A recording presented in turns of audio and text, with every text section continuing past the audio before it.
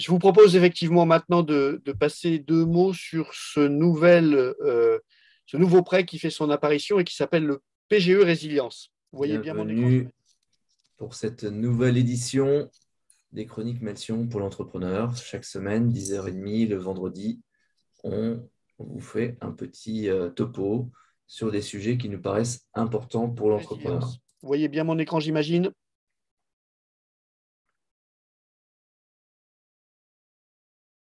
Oui, tout va bien. Alors, le PGE, c'est quelque chose qu'on a commencé à évoquer il y a longtemps. Tristan, vous avez fait en avril 2020 une chronique qui demandait si on doit prendre un PGE, même si on pense qu'on n'en aura pas besoin. Bien sûr, la réponse était oui. En novembre de la même année, je vous ai parlé des aides aux entreprises, parmi lesquelles le prêt garanti par l'État. Et puis, en mars 21, les nouveaux prêts garantis par l'État, prêts participatifs, obligations pour la relance. Et puis, le 2 juillet, une piqûre de rappel, le prêt pour la relance, c'est le moment de le demander. C'était pour ceux qui n'avaient pas suivi les chroniques précédentes. Et puis, deux fois, Frédéric Wisniewski, qui est le médiateur national du crédit aux entreprises à la Banque de France, nous a fait l'amitié de nous rejoindre sur une chronique, là aussi sur des sujets liés au PGE, pour ceux qui ne pouvaient pas l'obtenir, et puis pour discuter de récemment, est-ce qu'on peut est-ce qu'on peut le renégocier, est-ce qu'on peut essayer d'étaler son PGE. Et tout ça m'amène à une citation Peul. Alors, le Peul, je vous rappelle, c'est ce peuple nomade réparti dans l'Afrique subsaharienne. On estime entre 25 et 65 millions de personnes, des gens qui, une civilisation ancienne, orale. Et comme toutes les civilisations anciennes orales, eh ben, ils ont des proverbes. Et les proverbes, c'est de la sagesse qui passe à travers les âges. Et la sagesse Peul nous dit, il faut creuser les puits aujourd'hui pour étancher les soifs de demain. Et tout ça m'amène à vous dire pourquoi le PGE et Melsion ont une longue histoire d'amour. Alors longue, ça a été inventé en 2020, hein, donc on a 3 années ou 2 années et demie maintenant d'amour avec ce PGE. Alors d'abord, c'est un financement long, puisqu'il y a 1 ou 2 années de franchise de remboursement et puis 4 années au maximum pour rembourser son PGE. Et surtout, c'est flexible. Ça veut dire que vous pouvez décider éventuellement de le rembourser par anticipation. C'est un prêt qui est sans garantie personnelle du dirigeant, hein. On rappelle souvent chez Melsion que le dirigeant prend suffisamment de risques sur son patrimoine sans qu'il ait en plus besoin de garantir les emprunts faits par la personne morale qu'est son entreprise. C'est un emprunt qui est facile à obtenir pour les sociétés qui ont un bon bilan, c'est-à-dire pour les sociétés qui étaient en bonne santé en 2019, qui avaient des fonds propres positifs et qui avaient finalement une bonne note Banque de France. C'était quelque chose qui était simple et rapide à obtenir, ça l'est toujours. Et enfin, le coût était réduit puisque les banques avaient accepté de travailler at cost, c'est-à-dire à faire en intérêt sur le prêt garanti par l'État le coût de la ressource auquel elles étaient amenées à se financer. Mais voilà, depuis la crise Covid, on a de nouveaux risques qui sont apparus. Et parmi les risques, la flambée des matières premières, la disruption de vos chaînes d'approvisionnement, des supply chains, la guerre en Europe et l'explosion des prix de l'énergie. Dans une chronique récente, je montrais que entre mars 2021 et mars 2022, les coûts de l'énergie en Europe avaient augmenté en moyenne de 44%. Et puis l'arrivée d'une inflation massive qui a fait l'objet des 2 dernières chroniques que vous retrouvez sur la chaîne YouTube. Face à ça, l'État français a demandé à l'Europe l'autorisation de poursuivre la distribution du PGE jusqu'au 30 juin 2022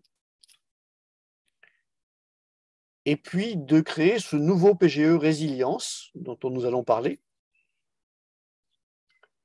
Et il a même émis l'hypothèse que si les perturbations se prolongeaient dans la deuxième partie de l'année 2022, il y aurait peut-être une prolongation possible au-delà du 30 juin.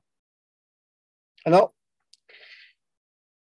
Pour savoir de quoi on parle, on vous a souvent parlé de la foire aux questions de la Fédération bancaire française. Vous voyez ici à l'écran.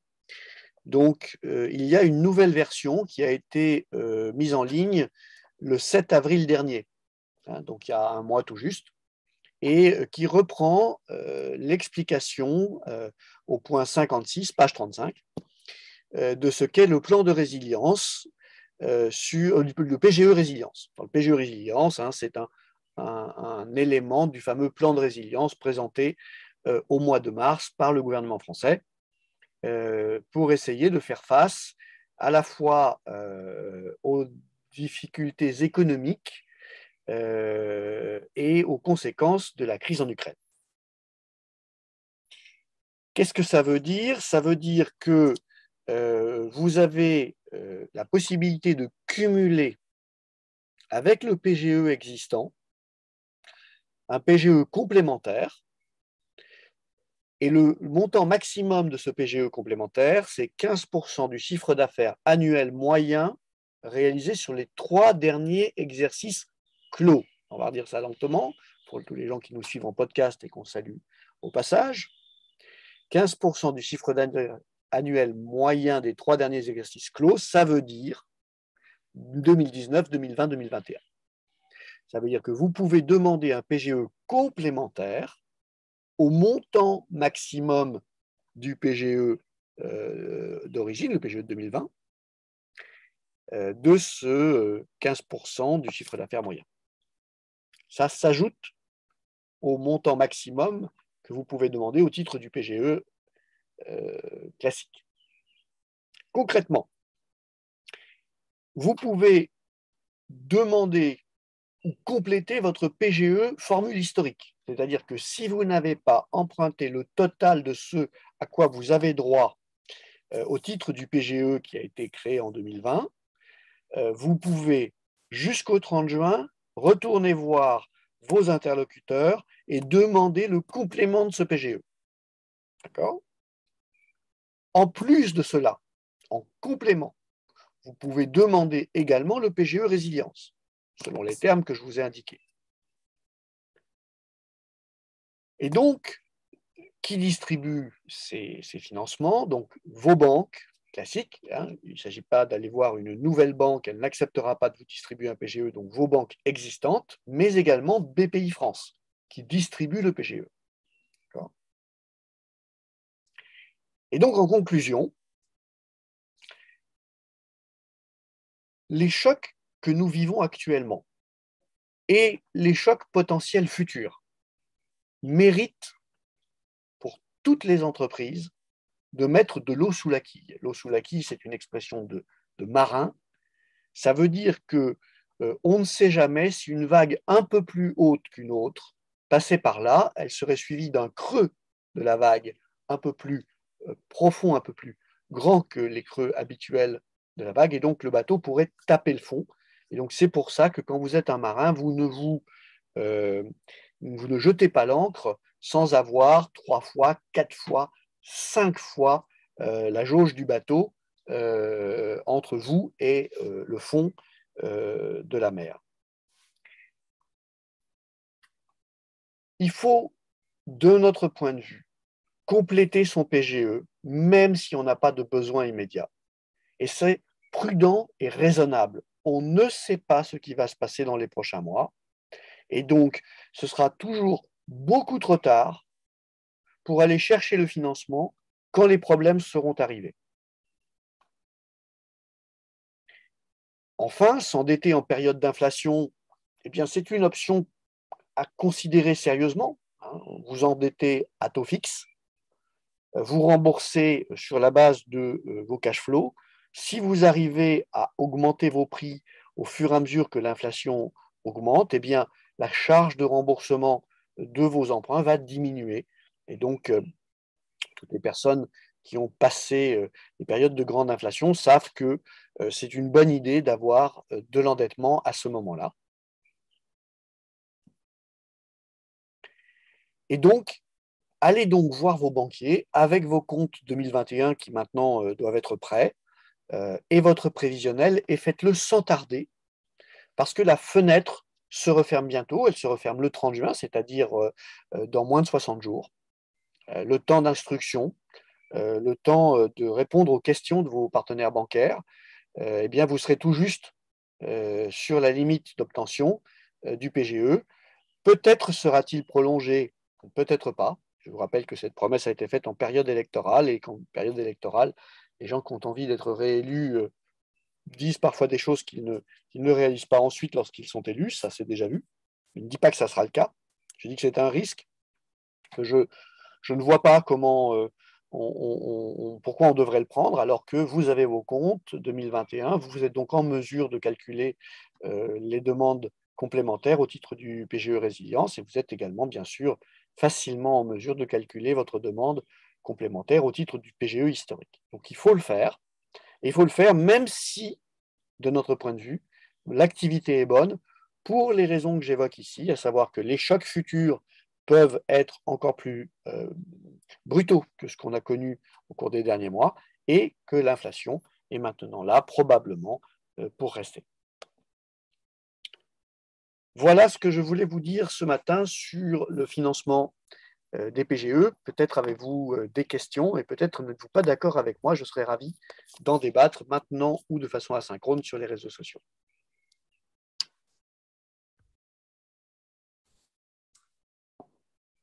Je vois que c'est bien calme. Vous êtes tous au carré maintenant sur ce nouveau PGE? Ouais, À force de parler de la FAQ, de la FBF, je pense que nous avons réussi à enseigner ces termes barbares à presque tous les entrepreneurs du réseau Melsion.